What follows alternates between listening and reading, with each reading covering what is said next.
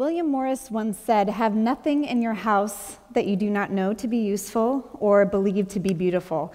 These are words I live by for two reasons. I love being surrounded by beauty, and my physical surroundings directly affect my person. I can meditate and do yoga till the cows come home, but if I'm surrounded by a mess or just excess stuff in general, I am unable to focus, to work, or to relax.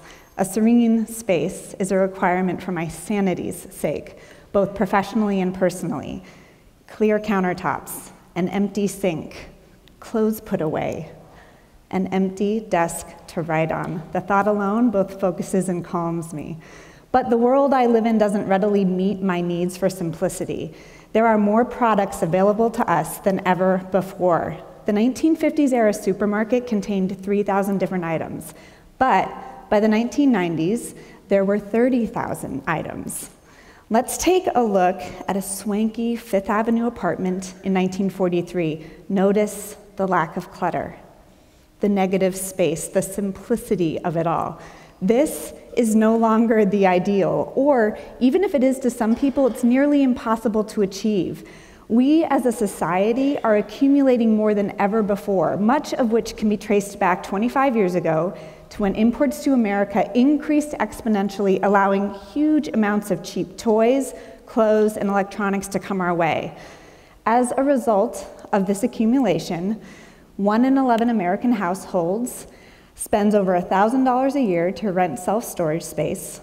1/4 of households that have 2-car garages have so much stuff in there, they can't park a car. And although US consumers make up 3% of the world's children, we buy 40% of the world's toys.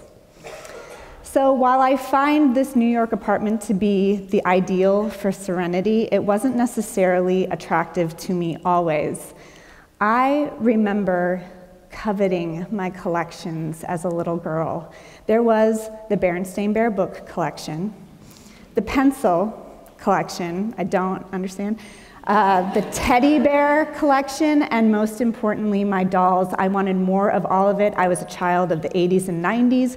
More equaled better, which equaled a happier and more fulfilling life, right? All I have to say is thank God for curiosity, because at 19, wanting to see the world, I traveled abroad to India, where I spent a good deal of time with a bunch of joyous children that lived nearby me. They were happy and fulfilled, but they had none of the collections I had as a little girl. A broken bicycle tire could entertain them, and when I say entertain, I'm talking unquenchable joy emanating from their beings for hours at a time. What's more, my stuff was limited on that semester. Due to weight restrictions on Indian flights, I was only allotted 40 pounds in my backpack for the entire 4 months away, and that doesn't add up to much. Yet, I felt unencumbered. Life got simpler.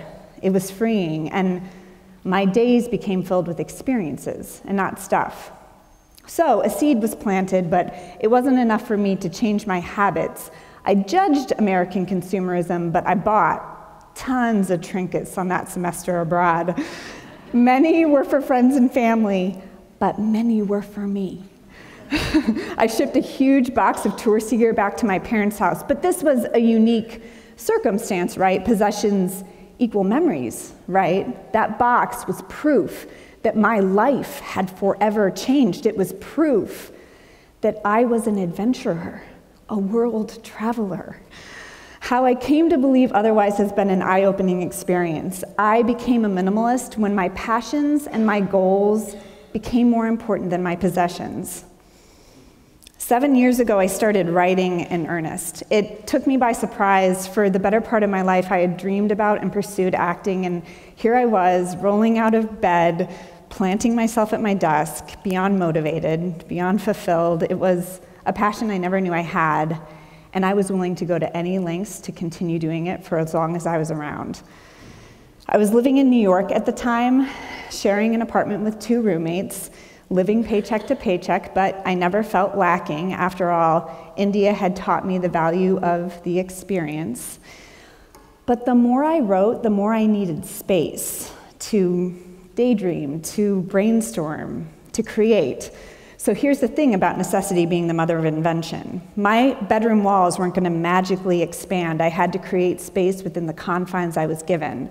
And it was a small bedroom, packed with furniture, tons of books, and pages upon pages of files from my graduate school years, proof that I had earned my master's in fine arts. So, to create space, I started to declutter. I chucked my desk. I figure in this day and age, when we store everything on our laptops, a desk is unnecessary. I scanned all my graduate school files, and now that I had digital copies, I recycled all that paper, and I even downsized my book collection, which kind of felt sacrilegious. But after doing so, I had an empty shelf on my bookcase. That became my writing space, and my room got bigger. So I had decluttered to the essentials, to what I knew to be useful, but I loved beauty, and I was in New York, and style mattered to me. Or I should say New York cultivated my sense of style, because we would all agree I had no idea how to put an outfit together when I first arrived. So once the city schooled me in the fine art of dressing, the decluttering extended to my closet, which was a good thing because it was about the size of an iPhone.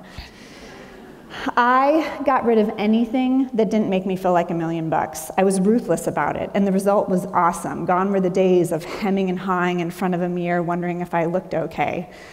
When I did make purchases, I found quality pieces that lasted, paused to make sure I really loved them, then purchased sparingly. I like to call this the power of pause and the art of conscious consumption. I used my teeny apartment, my teeny bedroom, my teeny closet, and my teeny budget to develop these skills. And I continue to use them today, even though my life couldn't look more different if it tried. I moved to Indianapolis. I moved in with a man that I ended up marrying. We just sold his 1,000 square foot house and have moved into a 2,700 square foot house. And big reveal, I'm about to have a baby. Seriously, I'm 35 weeks along. We might want to flag any doctors in the audience, just in case. So, while I moved to Indianapolis with very few possessions, I moved into his fully furnished house. And guess what the first thing I did was when I arrived? I decluttered. I love my husband, and I knew he loved me when we went through every item in his house and decided whether to donate it, to chuck it, or to keep it. In my defense, he had become the bachelor that all of his friends had given their cast-off items to when they got married. But he's also a collector, so when he put his foot down about items he wouldn't part with, I got to learn what his passions are and what makes him tick. When we got married, we asked for donations to our favorite charities because we didn't need anything. But when we got pregnant, we welcomed the baby showers and the generosity of loved ones.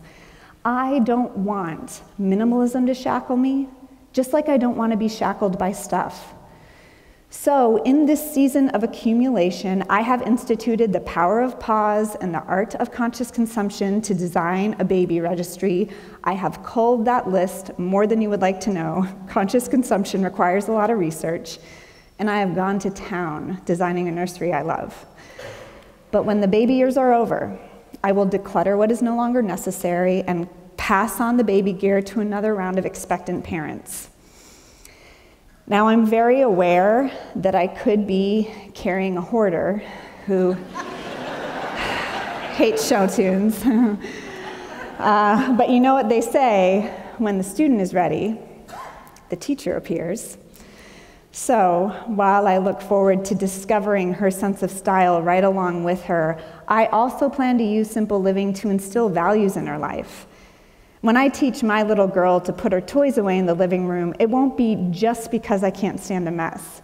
It will also be because I want to teach her that she shares this world with other people. And having a healthy respect for the space you take up in it is part and parcel to being a worker among workers during our time here on Earth. I believe a home should be a haven, a place to return to and rest and find comfort so that we can better deal with the stressors that are inherently going to be a part of our life instead of add to them.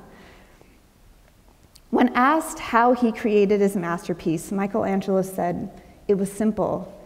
You just chip away until you see David. What if our life is our masterpiece? And what if we chip away all that is unnecessary until we see what matters most, our people and our passions? What would that life be like? So I just want to ask two things of you before I wrap up. The first is I ask that you go home tonight and you find some quiet, serene space and you close your eyes for 30 seconds and you imagine what your masterpiece would look like. One that has nothing to do with keeping up with the Joneses or how you think you're supposed to live your life, but how you truly, authentically want to. And then the only other thing I ask is that you wake up tomorrow, and every tomorrow after that, and you chip away all that is unnecessary until you're living your masterpiece. Thank you.